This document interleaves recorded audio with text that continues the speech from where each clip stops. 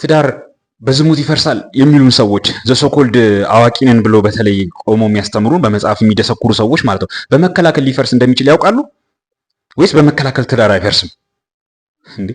ትዳር በአንድ ወንድና በአንድ ሴት መካከል ነው ይሏችኋል። ከዛ ትገባላችሁ። ከገባችሁ በኋላ ሴቷ ሳትፈልግማ ወሲብ አይፈጸም። ሴቷ ፍላጎቷ ሊመጣ ይገባል፣ ልትዘጋጅ ይገባል። ኖ ካለች ኖ ነው። ካለዛማ አስገድዶ መድፈር ይሆናል። እንዴት እንደዛ ታደርጋል? ፍቃዳችሁ እንዳትፈጽሙ ከትዳር አትወጡም። በአንድ ሴት ተወሰኑ ተብላችኋል። በአንድ ሴት ከተወሰናችሁ በኋላ ደግሞ ቤቱ ስትገባ ገብታችሁ ፈቃዳችሁ ነው። ያንን ተፈጥሯዊ ፍላጎት እኮ ፈቃድ፣ እሷም ደስታዋ የሚፈጸበት ፈቃድ እንዳትፈጽሙ ግን ፍላጎቷ ይጠበቅለታል። ኖ ካለች ኖ ነው፣ ሳትፈልግ መደረግ የለባትም። ሳትፈልግማ ከሆነ አስገድዶ መድፈር ነው ትባላለች። እሷ ደግሞ she has lots of reasons to say no ወይም excuses። ስለሱ እናውራ እስቲ። ከዛ በፊት ግን ዮጊ የገላ ሳሙና ላለፉት 6 ዓመታት ስታጠብበት የነበረ ሳዘጋጀው የነበረ የራሴ ሳሙና ነው። ከጓደኞች ጋር ከወዳጆች ጋር ከቤተሰቦች ጋር እንታጠብበታለን። ለፀጉራችን ለገላችን በጣም ምርጥ ሳሙና ነው፣ ጤናማ ነው። በዚህ ሳሙና ከታጠብን በኋላ ሌላ ጊዜ በሌላ ሳሙና ታጥበን ቆዳችን ይነጣ ይገረጣ የነበረው ነገር ማስቀረት ችለናል። ቆዳችን ተፈጥሯዊ ወዙን ራሱን እንዲጠግን ሞይስቸራይዝ እንዲያደርግ ያግዘናል። ኤዲብል ከሆኑ ለምግብነት ከሚውሉ ዘይቶችን ማዘጋጀው ሳሙናችንን ፋንሲ ማድረጊያ ወይም አረፋ እንዲያወጣ እንዲኩረፈረፍ እንዲጠነክር ብለን የምንጨምርበት ምንም አይነት ኬሚካል የለም። በ175 ግራም 300 ብር አዘጋጅቼዋለሁ። ፈቃደኛ ከሆናችሁ እኛ እንደተጠቀምንበት ተጠቀሙበት፣ ግዙና ከዛ ባሻገር ግን በዚህ ቻናል ትውልዴ ላይ የተቃጣውን ያልጫነት ሴራ ሸፍጥ እናከሽፍበታለን፣ እንቀለብስበታለን። ሶዛት ወንዶቻችን ልጆቻችን ጀግና ቆፍጣና ቆራጥ እንዲሆኑ የሚስቶቻቸውን ፈቃድና ጥመም የሚያሳርፉ ለሀገር ለወገን የሚተርፉ እንዲሆኑ እናደርጋቸዋለን። ዛሬ ማንሳት የፈለጉት ያው ከዚህ በፊት አንስቼዋለሁ፣ ግን በተለየ እይታ በተለይም ነው ጠለቅ ብላችሁ እንድትመረምሩት የምፈልገው ነገር አለ። እሱ ምንድነው መሰላችሁ? አሁን በተለመደው አሁን ዘመናዊ በሆነው ዓለም እንግዲህ በሃይማኖትም ብትሉት እንደየ ሃይማኖቱ ሊለያይ ይችላል። ግን አንድ ወንድ ከአንድ ሴት ጋር የተለመደው ኑሮ እንደዛ ነው። አንድ ወንድ በአንድ ሴት ተወስኖ ነው የሚኖረው። አንድ ወንድ አንድ ሴትን ያገባል፣ እሷም አንድ ወንድን አግብታ ይኖራሉ አንድ ለአንድ። ትዳር በምንድን ነው የሚፈርሰው ሲባል በአንደኛነት ደረጃ የሚጠቀሰው ከሞት ባሻገር ያው ሞትን አንጠራውም እዚህ ጋር አንዱ ከሌለ ያው ትዳሩ ይፈርሳል። ነገር ግን ከሱ ውጪ ትዳር የሚፈርሰው በዝሙት ነው። እሱ ወይ እሷ ከትዳራቸው ውጪ ከሄዱ የግዴታ ይፍረስ አይደለም፣ ግን አንደኛው አካል ተበድያለሁ ብሎ ትዳሩ ማፍረስ ይችላል። ኦኬ፣ ስለዚህ በትዳር ውስጥ መወሰን አለባቸው። ግን እንደዛ በዝሙት እንዳይፈተኑ ምን መሆን አለበት? ወሲብ መከላከል የለባቸውም። አንዳቸው በአንዳቸው ላይ ወሲብን የመከልከል ስልጣን የላቸውም። ነገር ግን እውነታው እንደዛ ነው አይደለም። በተለይም ደግሞ ከተማ ላይ ያለው በተለይም ደግሞ ክርስቲያኑ ማህበረሰብ ጋር ስትመጡ እንደዛ አይደለም። ማነው ይህንን የሚያበረታታው? ራሳቸው የተማሩን ነን የሚሉት ምሁራን ነን የሚሉት በተለይም ደግሞ ዘሶኮልድ ትዳርን መካሪና አማካሪንን አስተማሪን የሚሉት ሊቅና ሊቃውንት ነን የሚሉት መጽሐፍ እናጋለን እውቀት ካለኛ በላይ ከኛ ውጪ አዋቂ ጠማቂ በጥባጭ የለም የሚሉት ትዳሩን የሚበጠብጡትና የሚያፈርሱት እነሱ ናቸው። የስንቱ ትዳር ወሲብ አልባ ትዳር ነው እናውቀዋለን። እኔ ሪሰርች የሰራሁባቸው አብዛኛዎቹ ትዳሮች ወሲብ አልባ ትዳሮች ናቸው። ልጅ አይወልዱም። ራሱ የሚወልዱት መኪና ነው። ከዚህ በፊት ነግራቸዋለሁ። ሀብት ቢኖራቸው እንኳን መኪና ያበዛሉ እንጂ ልጅ አይወልዱም። ወሲብ አልባ ትዳር ነው። ለምንድን ነው የሚሆነው ስትመረምሩት እዩት የሚሰራውን ሴራ። እንግዲህ አሁን ቀስ ብላችሁ እንድትከተሉኝ ይፈልጋሉ። ትዳር በአንድ ወንድና በአንድ ሴት መካከል ነው ይሏቸዋል። ከዛ እናንተም አትፈልጉም፣ ሌላ ሴት ጋር ወደዛ መባከኑን አትፈልጉትም። ምክንያቱም ኢነርጂያችሁን ድሬን የሚያደርግ ነው፣ ተፈጥሯችሁን የሚያሳጣችሁ ነው፣ ከተፈጥሯችሁ ጋር የሚጣረስ ነገር ነው። ምንም እንኳን ይህን እንደ ጀብድነት አንዳንዶቹም እንደ ጀብዳኝነት እየቆጠሩ ከብዙ ሴት ጋር በየሄዱበት የሚንጋልሉ በየደረሱበት የሚወድቁ ቢኖሩም ማለት ነው የራሳቸው ጉዳይ እነሱ። አሁን የምናወራው ግን ስለአንተና ስለኔ እናወራ። ከአንድ ሴት ሌላ መሄድ አትፈልግም። ስለዛ በአንድ ሴት መወሰን ትፈልጋለህ፣ ጊዜ ትጠብቃለህ። ያ አመቺ ጊዜ ወይም የምትጠብቀው ጊዜ ሲደርስልህ ያችን ሴት ፈቃዷን ትጠይቅና ታገባለህ። አግብተህ በዛ ሴት ተወሰነ መኖር ትፈልጋለህ። ትላንትና ሌላ ሴት ጋር ወይም ደግሞ ብዙ ሴቶች ጋር መዞር ያልፈለከው ኢነርጂን ድሬን ማድረግ አትፈልግም። ከተፈጥሮ ጋር መጋጨት አትፈልግም። ተፈጥሮን የሚያፈርስ ስለሆነ ማለት ነው። ስለሱ አላወራም አሁን ሌላ ጊዜ። ስለዚህ ከዛ ሴት ጋር ትሆናለህ። ከዛ ሴት ጋር ሆንክ።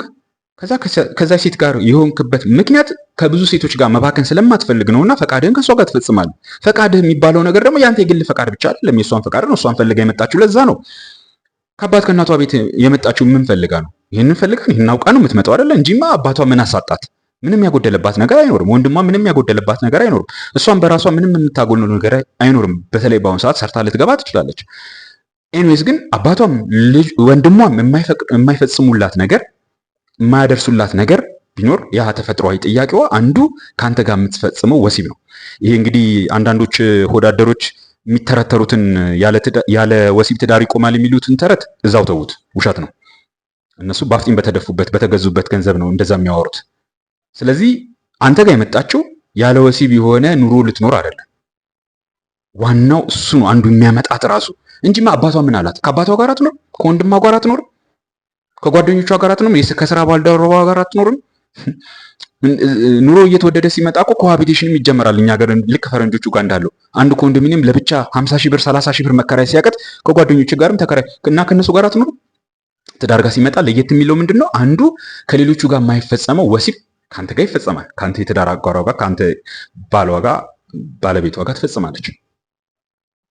ነገር ግን ያ ከሌላ ሴት ጋር አልፈጽምም ያልከው ፈቃዴን ከዚችኛዋ ጋር በደስታ በፍቅር ፈጽመዋለሁ ያልከው ወሲብ እሷ ጋር ሲመጣ ግን ምን ይለዋል?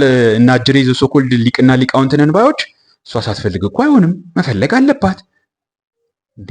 ፈልጋ እኮ ነው የመጣችው ትዳር ውስጥ።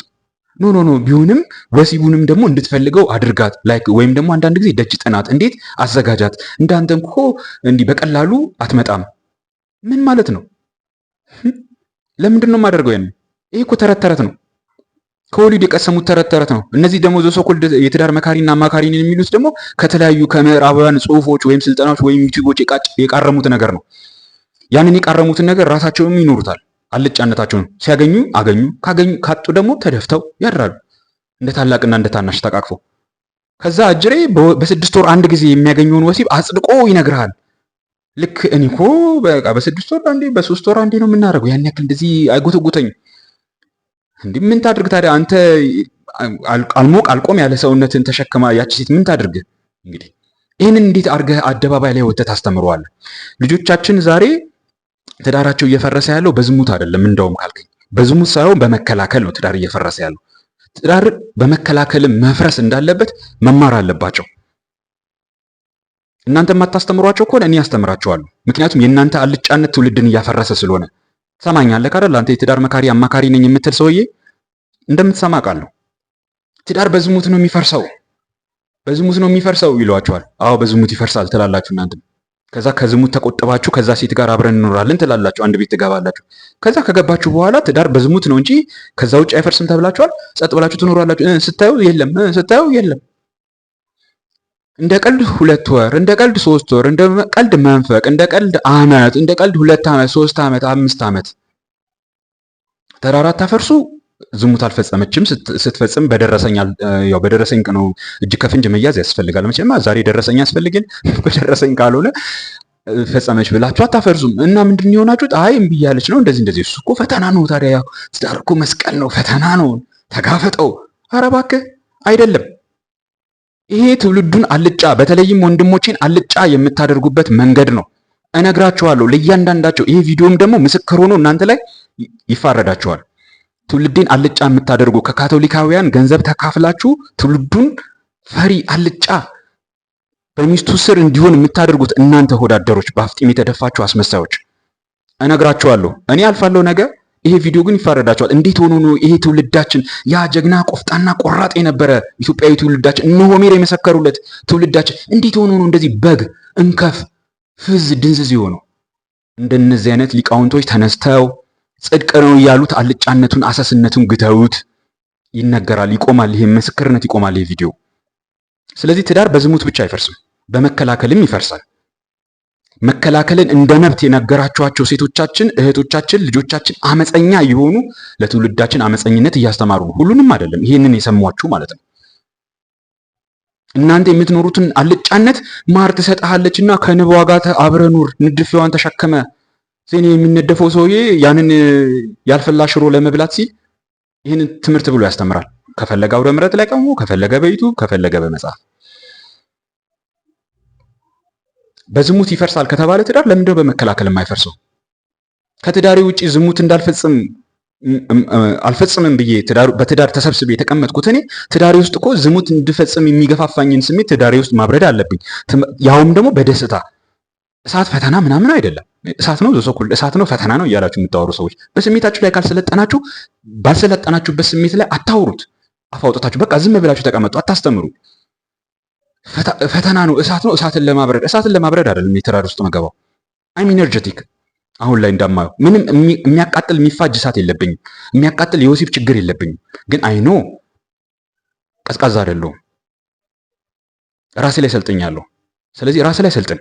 ሰው አስተምራለሁ፣ ትውልድ አስተምራለሁ ብለህ ትውልዱን ገደል ከመክተት በፊት አንተ ዘሶኮልድ የትዳር አስተማሪው ማለት ነው፣ የትዳር መካሪና አማካሪ ነኝ የምትለው ትዳር በዝሙት ይፈርሳል ተብሎ በዝሙት ስለሚፈርስ ዝሙት አትፈጽሙ ተብሎ ወንዶቻችን ኢነርጂያቸውን እዛው ከሚስታቸው ጋር በደስታቸው መፈጸም ሲገባቸው እንደገና ደግሞ ትዳር ውስጥ ከገቡ በኋላ በጎን በኩል ዞራችሁ ሴቶቹን መብታችሁ ነው፣ ካልፈለገ አይተኛችሁም፣ ፈቃዳችሁ ካልሆነ አይተኛችሁም፣ ሊነካችሁ አይገባም፣ ተፈጥሯዊ መብታችሁ ነው፣ ሊያስገድዳችሁ አይገባም። ካስገድዳችሁ ማስገድዶ መድፈር ነው። ና ሄኖክ ምንድን ነው የምሰማው ነገር እንዴ? ካልፈለገች ለምን ታስገድዳታለህ? ማለት ካልፈለገች እንዴት ነው የማትፈልገው? ምክንያቱም ምንድን ነው? እኔ እኮ አባቱ አይደለሁም፣ ታላቅ ወንድሟ እኮ አይደለሁም፣ ባሏ ነኝ። ምንድን ነው የማትፈልግበት? ቢሆንም እንድትፈልግ ማድረግ አለብን። ማለት እንድትፈልግ ማለት ደጅ ልጥና? ምን ጉዝጓዝ ይዤ ልምጣ? እንደገና አበባ ምናምን በስዕል ይዤ ወይም ደግሞ ስዕል ካልተመቻት ድንገት የተቆረጠ ቫዝ ውስጥ የሚገባ አበባ፣ እሱም ካልተመቻት ችግኝ አፈር ውስጥ ተክዬ የትኛውን አበባ እንደምትፈልግ ስለማላቅ መሆን አለበት? ውሸት ነው ይሄ። ትውልዱን አልጫ ለማድረግ የምትጠቀሙበት መንገድ ነው። ወንድሜ ስማ፣ ንቃ።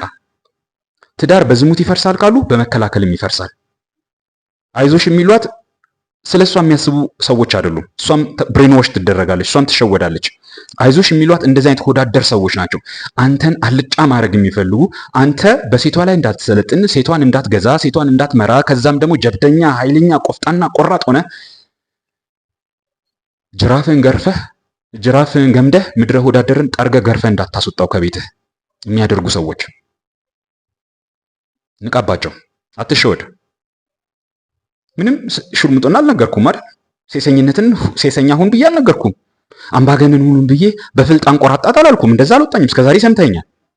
እንዳውም የምነግርህ በራስ ላይ በስሜት ላይ ስለመሰልጠን ነው። ሰልጠነ ምን እንድታረግበት እልሃለሁ። ብዙ ጊዜ ደጋግሜ የማወራው ነገር ስለ እውነት ቆመ ጽድቅ፣ ፍትህ እንድትፈጽምበት። እሱም ደግሞ ያባተ ፈቃድ ነው። በዛ ደስታ ይፈጸማል፣ የሱም ደስታው ይሆናል እያልኩ ነው እስከዛሬ የነገርኩህ አይደል? በቃ ይህንን ማድረግ ለምንድን ነው የሚከለክላት እሷ?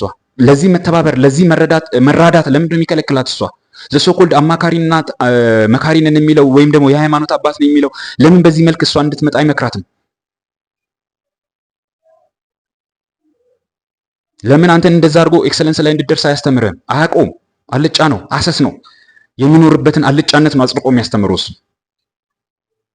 ስለዚህ ትዳር በዝሙት ይፈርሳል ካሉ በመከላከልም ይፈርሳል። ዝሙትን ጠልቼ እኮ ነው ትዳር ውስጥ የምገባው። አልፈልገውም። እኔም ራሴ ኃጢአት ስለሆነ ምናምን ሁሉ አይደለም። ተውት፣ እሱ ሌላ ሌቭል ነው። አልፈልገውም። እኔም ራሴ it drains my energy ኢነርጂን ያጠፋዋል። ጽድቅ የምሰራበትን ኢነርጂ ያጠፋብኛል፣ ወኔን ይሰልበኛል። ስለዚህ አንድ ሴት እፈልጋለሁ አብራኝ የምትኖር ከኔ ጋር የምትሆን እሷን ብዬ ሌላ ስንት ሴት ባልጠፋበት፣ ሴቱ በሞላና በተትረፈረፈበት በአይነት በሞላበት በየቦታው ሰው እንደ እንስሳ ወሲብ በሚያደርግበት ጊዜና ዘመን ላይ ቁጭ ብዬ ጠፍቶብኝ አይደለም እሱን ማድረግ። ሰዎች እኮ እናውቃለን። ከዚህ በፊት ደጋግሜ ነግሬያቸዋለሁ። ኮርፖሬት ካምፓኒ ከልጅነት ጀምሮ ሰርቻለሁ። ኮርፖሬት ካምፓኒ እናውቀዋለን፣ ሰዎች ሲዳሩ ምን እንደሚመስል በጣም ሲያስጠላ። ተዋቸው፣ ሲንግል የሆኑት ምናምን ባለትዳሮች ሲዳሩ እናውቃለን። ባላቸውን እቤት አስቀምጠው ቢሮ ውስጥ ሲዳሩ እናውቃለን። ወይም ደግሞ ከቢሮ ወጥተው እዛቸው ጋር ዞር ብለው ጓሮ ሲዳሩ እናውቃለን። አልፈልጉም። ያንን ያስጠላል። ሰው ላይ ራሱ ሳይሆን እንኳን እኔ ላደርገው ያንን ብዬ ትዳር ውስጥ ከተቀመጥኩኝ ደግሞ ያ ሬዲሊ አቬይለብል መሆን መቻል አለበት። ግዴታው አይደለም እንዴ?